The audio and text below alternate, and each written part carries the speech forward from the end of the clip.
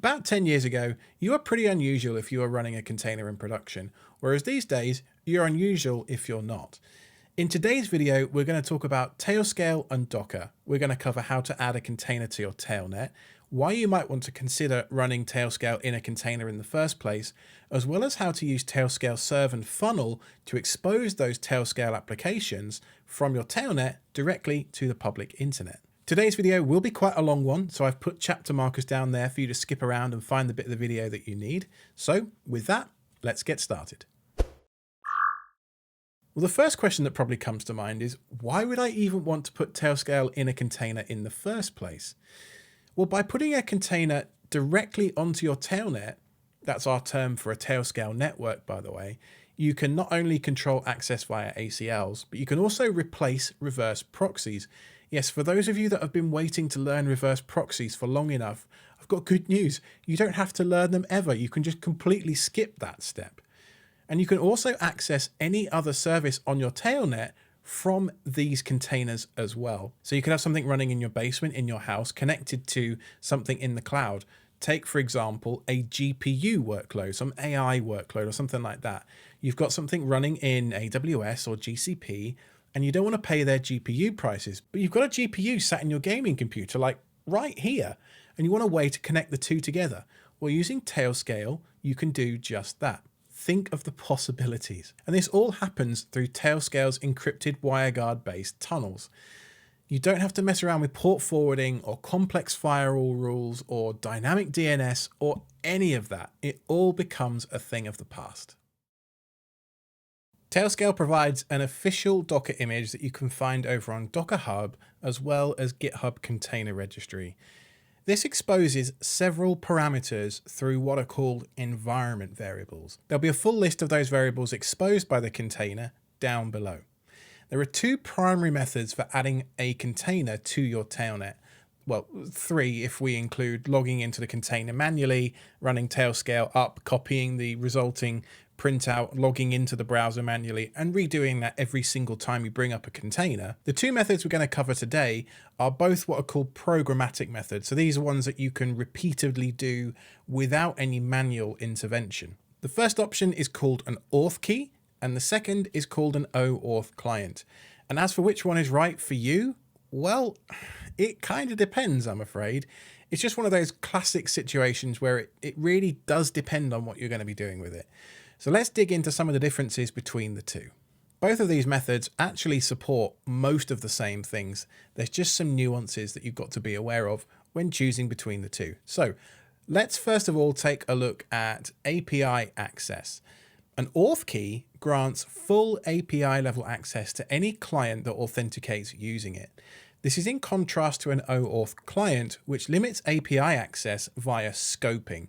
So this, for example, means if I have an OAuth client secret that is scoped to only allow people to modify the DNS, or scoped to only allow people to read and write devices on my tailnet, or only scoped to read audit logs, that's all they can do, or any combination of those different things as well, by the way. Whereas with an Auth key, because it grants full API access to anybody that has that secret, they can do whatever they want. And so if auditors are in your regular vernacular, it's likely that this alone will be enough of a feature for you that rules out Auth keys in favor of OAuth clients. The next thing to look at is expiry and lifespan. An Auth key has a maximum lifespan of 90 days. Now, a lot of people think that this means that anything that's authenticated using that Auth key also automatically expires after 90 days. This isn't the case. It's worth bearing in mind that Auth keys are separate from the node keys. So under the hood, what happens when you authenticate a client to your tailnet is node keys are generated. So this is underneath, it's the WireGuard key exchange magic that makes Tailscale work. That is a completely separate expiry process from the authentication token that you use to initiate that process. And a lot of people use OAuth clients simply because they never expire. Now, in practice, what this means is you're going to have to come up with some way to regularly rotate those tokens so that any security posture that you have or any risk profiles you have are met. Or if you just simply want a set it and forget it type solution, then an OAuth client might be right for you. But there are plenty of situations where you might want to give someone temporary access to add something to your tailnet and then have that auth key automatically revoked. The next important difference is the tagging. So when you add a node to your tailnet, it must be owned by somebody. And when you use an auth key, that identity, by default at least with an auth key, is assumed to be the person who clicked the generate auth key button in the UI. You can add tags to an auth key if you would like, but with an OAuth client, that secret doesn't actually itself add the node to the tailnet. It has to assume the identity of a tag owner instead. This is because a node on a tailnet must have an owner, whether that's a user or a tag. And when you use an auth key, that node is added to your tailnet as the user who generated the key.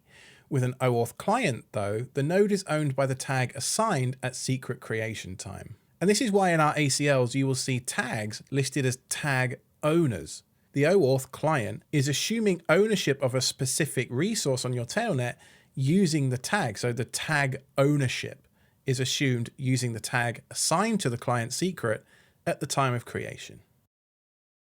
So let's walk through adding a container to our tailnet using an auth key. I'm using the Visual Studio Code Tailscale extension here to access a Ubuntu virtual machine with Docker pre-installed or Docker Compose ready to go. And I have here a sample Docker Compose file. There'll be a link to a GitHub repo down below with all of these resources for you, as well as the blog post that accompanies this video with all the materials explaining, all the details behind this file. So let's walk through the Compose file that we've got here. So first of all, on line 5, we have the Tailscale image. This is the official Tailscale Docker image from Docker Hub. Next up, we have the container name. So this refers to the name that Docker gives the container on the Ubuntu host. Next up, we have the host name. Now this is important because this is the name that Tailscale will add to this container to the tailnet with the name of. So whenever we want to use magic DNS to refer to this container, we will use auth key -test. You can make this value whatever you like, by the way. It doesn't have to match the container name or the service name. Next up, we're going to specify our environment variables. So here we're specifying our auth key. This is basically like a password, remember? So just, treat it with care. And then the next thing we have here is the state directory. Now, the state directory is really important, and it's coupled, by the way, with this line here of volume. So varlib tailscale is the directory that the container is going to use to persist all of the state of, what state, when I logged in and authenticated to the tailnet, what was my WireGuard key exchange underneath? Like all of that kind of stuff gets stored in this directory. And the reason it's important is because if the container restarts or gets recreated or any other kind of major event in the container's lifespan, the state gets persisted in this directory, and so it doesn't have to re-authenticate to the tailnet every single time or get out of sync with what's going on. Next up, we have the TUN device. This is a networking necessity, and below it we have a couple of capabilities that we've added to the container as well. So netadmin and sysmodule. These 3 or 4 lines here mean that we don't need to give this container a privileged status within the kernel. So it's a much more secure way of doing it because we're being very explicit with the permissions that we're giving this container with these lines here. And then restart unless stopped, totally optional. You don't need this bit unless you want to. Next up, we have the actual web service that we're trying to run here. Now, this is just a very basic Nginx web container. It's not even got a real website in it. We're just going to load the Nginx test page on port 80. And then finally, we have the network mode. Now, this is the magic sauce that connects everything together and makes this whole thing work. So network mode, service : TS auth key test. This is a Docker Compose specific incantation. So TS auth key test here actually refers to the name of the service up on line 4 up here. Now, if you're doing this with a Docker run command for whatever reason, you can actually replace the name of this with container and then the name of the container. So if this was TS123, you would do TS123 like this, and those two things would have to match. But I'm going to use service because I'm in the Docker Compose ecosystem, so I'm quite happy with doing it like this. Now, what I'm going to do here, I should probably generate my auth key before I do compose up, shouldn't I? So let's jump across to our Tailscale admin console and go up here to settings. And then under settings, we're going to want to jump into the keys section. Then we're going to click on generate auth key. And then we're just going to give it a name. The name can be whatever you like. So I'm just going to call this Docker auth key test. It can be whatever you like. It's not important. It's going to be a single use key. So we're not going to do any reusability or anything like that. Reusable keys they're fine, but they're quite risky. So if you don't treat them with care and you have a key that lasts for 90 days, you've effectively given anybody that finds that string of characters root access to your tailnet. You know, they can add and remove devices. There is no scoping, remember, for an auth key. So anybody that has this key can do whatever they like to your tailnet programmatically. So just bear that in mind and treat it with care. Next up, we've got the expiration. I'm going to set this to 90 days. Now, there is a bit of a misconception around expiration. A lot of folks seem to think that if the container gets to 90 days and you authenticated using an auth key that expires after 90 days, that container is going to drop off your tailnet and completely need a new auth key bang on 90 days. It's not quite the case. The keys we use to authenticate the node to the tailnet are different from the WireGuard keys that get exchanged behind the scenes later on. Those keys are good for about 4 months or so, and you can disable key expiry if you want to in the Tailscale admin console as well. So theoretically, you could use an auth key with a 1-day expiry, set your key expiry to disabled, and that container would stay on a tailnet until the end of time. Another setting that's worth exploring is ephemeral. So if you're doing something with CI/CD, continuous integration, maybe you have a GitHub action that wants to talk to something off-site, for example, that's not part of the GitHub ecosystem. Those jobs are typically short-lived, so you don't necessarily want those containers on your tailnet forever. So an ephemeral node will automatically remove itself after it goes offline. I don't want this in this case, but it can be very useful in certain situations. And now we come to tags. We talked about tags a little bit earlier, but this is where you would set a tag as it pertains to a specific auth key. And you can set multiple tags here if you want to. I don't really want any tags on this node. I want this node to be authenticated as my user, so I'm just going to leave this empty. I'm going to click on generate key, and then I'm going to copy this to my clipboard, go back to my Docker Compose file, and just enter the value that we had on our clipboard. Click save. Now I can do my Docker Compose up. We're going to create a couple of containers. You can see there's a whole bunch of stuff scrolling by here. The auth key has appeared. The containers appeared in my tailnet. You can see that in the VS Code dashboard just there. If I go back to my admin console, notice that my single use key has actually automatically invalidated itself. Remember, it was a single use key. So it automatically puts itself in the recently invalidated auth keys section down here. And then on my machines page, we can see that if I look at auth key test, I now have a container that's in here. So if I go to HTTP auth key -test, which is the DNS name that we set in our host name, remember, just here, auth key -test, we can actually refer to this container by its host name, by its magic DNS name, and resolve the URL that's running the web page.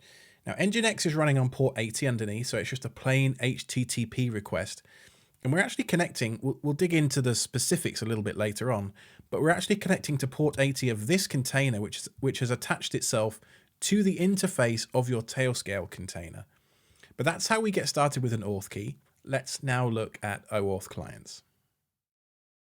Let's start by looking at the differences between an OAuth client and an auth key. So I've got a second Docker Compose YAML file here, which you'll notice is pretty similar to the Docker Compose on the left. So on the left, we have the auth key, and on the right, we have the OAuth client. You'll notice that we're actually even using the same environment variable. Okay, we've added an extra one with TS extra args. This is where we specify the container tag that the auth client uses, the OAuth client uses when it brings up the container. So when the container starts, it's running something called container boot. This does a Tailscale up command under the scenes, and it recognizes that we've provided an OAuth client secret. It then uses that secret to generate an auth key under the covers with the specific tag that we've associated here. Because if you remember, when you add a node to a tailnet, it has to be owned by somebody, and tags and users are all sort of in this melange of ownership. And so when we add the node with the tag container, we're authenticating that node as if it belongs to that specific tag owner. Generating an OAuth client secret is quite straightforward. So again, we're going to jump back to our Tailscale admin console, go to settings, go to OAuth Clients over here on the left, click Generate OAuth Client. I'm going to select devices right and notice that the read permission is automatically set. I'm just going to write test123 for the description. It's totally optional, by the way. And under tags here, tag container, I'll just show you real quick where I set that up in my ACL. So I just have a tag container here, which is owned by the group, auto group admin. Remember, there'll be a link down below to all of the details, like there'll be a Git repository with my ACL file, just so you can copy and paste if you want to, as well as the linked blog post. So if we go back to OAuth Clients over here, we've got the tag container, and then we just click Generate Client. The client ID isn't particularly important to us here, but the client secret, treat it like a password once again, same as with an auth key. I'm going to go back to VS Code and just copy in my value here. I'm going to click Save, and then just going to change into the correct directory, and then do a docker compose up.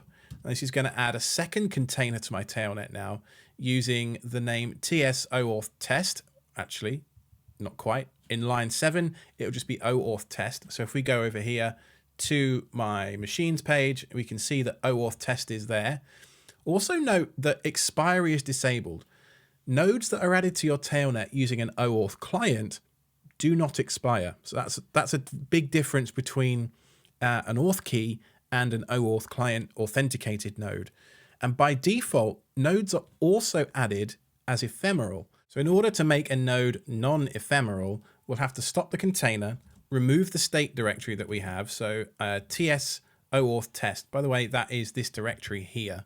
Remember where the state gets stored when the node authenticates to the tailnet. We'll remove that directory, sudo, and then we need to just add on to the end of our auth key just here, ephemeral equals false. Also need to make sure it's deleted from your tailnet as well in your admin console. Then bring the, save the compose file, and then bring the node back up again with docker compose up. And if we go back to our admin console, we will see that the OAuth node appears. Expiry is still disabled, but the node is no longer ephemeral. So it's a really minor difference, but just being able to add that ephemeral equals false on the end means the nodes have a lot more permanence on your tailnet. So depending on your use case, that may or may not be useful for you. And again, just to verify what's going on here, I want to do, instead of doing it in the web browser this time, I want to do it in a terminal session. So I'm going to do a curl HTTP OAuth test, and you saw the web request flow by in the terminal underneath. And then we get the Nginx landing page as well. So there you go. We've now added a node to our tailnet using an auth key and also an OAuth client. Now, I promised you a bit of a deeper dive as to how the Docker networking is actually connecting everything together under the hood. So we're going to dive a little bit into Linux kernel namespacing. I promise it's not as intimidating as it sounds. So when we create a container, what we're doing effectively is creating a new namespace in the Linux kernel with a whole bunch of different things that control where different resources live. One of those namespaces that we create is a networking namespace. So each container has its own networking context. When we add network mode to a specific container, we can actually group two containers together under the same namespace. So let me show you that in action. So what I have over here is a Docker Compose file. It's basically the same as the one we had before. It's got an Nginx web server in it, as well as the Tailscale container. Now notice down here on line 22 that I've actually commented out network mode. So when we bring these containers up, what's actually going to happen under the hood is it's going to create two networking namespaces in the Linux kernel. And we can just check that these two containers are both running with a docker ps-a. Let's suppose I want to find which ports this Nginx container is listening on internally. Well, the first thing I might want to do is grab a docker exec. Docker exec spawns a process inside the container, a shell process, and lets us attach to that, assuming that that binary exists within the container. So what I want to do here is do a docker exec, then the name of the container in question, which is Nginx PID test1, and then I'm going to do netstat minus ton ALP. We run into our first issue, and this is because Images like Nginx are designed to be web servers. They're not designed to be diagnostic tools. And so a lot of containers strip out unnecessary binaries. But using namespaces, we can actually hop into the networking namespace or hop into the context of the networking namespace using a tool called NSEnter. Now this tool, it's really pretty cool actually. But what we can do is we can provide a bunch of different contexts. In here, for example, we're going to use the -n for net context. And we need to grab the PID or the process ID for the Docker container that we want to inspect. So to do that, we're going to use the docker inspect command. And I'm going to look for the PID of the container nginx PID test1, which we can see here is 53166. Then I'm going to use NSEnter. I'm going to run it as sudo because I need root privileges to change into a different namespace. Then I'm going to give it the target of 53166 because we're targeting the process ID that owns or is part of that namespace, that owns the network namespace. And then I'm going to run the command in the networking context, netstat tunalp, which if you recall is exactly the same command I tried to run before with the docker exec that didn't work. And what we can see here is that within our Nginx container that we've got a couple of commands running on IPv4 port 80 here, as well as IPv6 on port 80 as well. So let's just stop and think about what happened for a second. I'm on my Linux host and I changed into a different namespace using namespace enter as the command. And then I ran an arbitrary command as if I was in the context of the container. And so when we talk about containers, that's what we're talking about, is different contexts, different processes sliced up within the Linux kernel in memory space. But where things start to get really interesting is when we start trying to stack the containers together using network mode. So over here in my Docker Compose file, you can see that network mode is currently commented out. What this means is that we're going to be creating two different network namespaces for these different containers, one each. So let's do a Docker Compose up and then use a couple of commands to examine what's going on with the namespaces underneath. So I've got an all-in-one command here, which is going to use NSEnter once more, and it's going to grab the PID. You see, it's going to use docker inspect as we did before to inspect the namespace for TS Nginx test. This is the Tailscale container, not the Nginx web server. And you can see that my namespace here, the network namespace for just this specific container, only contains things pertaining to Tailscale D. So that must mean that this is the Tailscale container. And if I do the same thing again here, and I'm going to load, instead of TS Nginx test, I'm going to investigate Nginx PID test1, we can see that we've got Nginx listening in its namespace inside its container. So these two containers right now both have separate namespaces within the Linux kernel with regards to networking. Another way we can check this is to use Docker's built-in network tools. So if we do docker network ls, this is going to show us all of the different Docker networks that get created. And by default, Docker Compose creates a new network per stack. So what we have here is a stack called 03 Nginx example default. So if I do a Docker network inspect of that network, what we can see, and I'll just pipe it through to JQ so it looks pretty.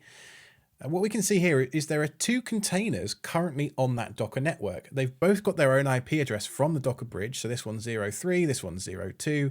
You can see the different names of the containers here as well. And what this shows us is that these two containers are currently operating, as we would expect, as isolated units. Now, let's go ahead and uncomment network mode. I'm going to recreate these containers and just watch what happens. I'm going to run the same command again, docker network inspect, and suddenly there is only one container showing up. We can see it's TS Nginx test. Well, this is exactly what we'd expect because the Nginx PID test1 container, we've given it access to the network namespace of this TS Nginx test container. So actually what's happened is we've merged them together. And we can prove this by looking inside the container's networking namespace. So let's first examine the Nginx PID test1 namespace and see what's going on. And then let's examine the actual Tailscale container upstream of that container. What we've done is we've merged these two namespaces together in the kernel. And you can see we've got the same processes running in both places. So we've taken those two separate namespaces and merged them together by using the network mode in the Docker Compose file. So let's put all of this new knowledge together and put a self-hosted recipe manager onto our tailnet. I've got an app here called Mealy and another Docker Compose file, which looks, again, suspiciously similar to the ones that we've been looking at throughout this video. We've got our client Auth key here. We've got our tags. There's a new one here called tsservconfig, which we'll come on to throughout this section. And then we've mounted a couple of extra volumes. We've got the config directory, which is where our Tailscale serve configuration lives. And then the actual application itself. So we've got Mealy as an application here using Docker volumes to persist the data. So let's bring this container up, and it'll take a couple of seconds to start. It uses gunicorn under the hood, and we can wait for it to come up on port 9000. Now, this is important because what we were doing before with Nginx was on port 80. So we didn't have to do anything to make web requests work. They just worked because it was on port 80. This one, though, is on port 9000. So if I go across here and go to Mealy port 9000, we can see that's fine, and it works just fine. But it's on plain HTTP. There's no, TLS certificate or anything like that. And I don't really want to have to remember port numbers. And so this is where Tailscale serve and in a minute Tailscale funnel come into the equation. Tailscale serve lets us provide a configuration file that will tell, basically a bit like a reverse proxy, that will tell web requests where to go. And so let's take a look at one. I've got over here a sample JSON file. We can see at the top, these first few lines refer to proxying TCP HTTPS traffic. We want this. This is a good thing. Next up, we've got the web section. This is what is basically acting like a reverse proxy. So when I receive a request of mealy.velociraptor-noodlefish.ts.net on port 443, proxy that request under the hood to localhost port 9000. Now, remember that this is actually running inside the Tailscale container, but because we've done network mode and added that other container into the namespace of the Tailscale container in the Linux kernel, it's actually listening on port 9000 inside the Tailscale container. So that's how the localhost part here works. And then finally, I've got allow funnel set to false for right now. Funnel would allow me to expose this application across the internet with no further configuration required other than just changing this value to true. So if you had friends and family in another country that weren't on your tailnet for some reason, changing this value from false to true would let them access this application as if they were on your tailnet. Now remember, that means it's also exposed to anybody on the internet, so use this option with care. The upshot of this configuration file is I can now go to mealy.velociraptor-noodlefish.ts.net, and I don't have to worry about typing in port numbers or anything like that. What you might actually notice in the terminal window at the bottom is that when I make this request, it was actually requesting a certificate from Let's Encrypt. So this website is exposed only on my tailnet right now. It's not on the public internet, but it's backed with a proper TLS certificate from Let's Encrypt. So if I look at the certificate here, you can see it's a Let's Encrypt certificate. And the whole purpose behind TLS really is to verify that you are actually talking to the web server that you think you're talking to. It verifies the ownership of that domain.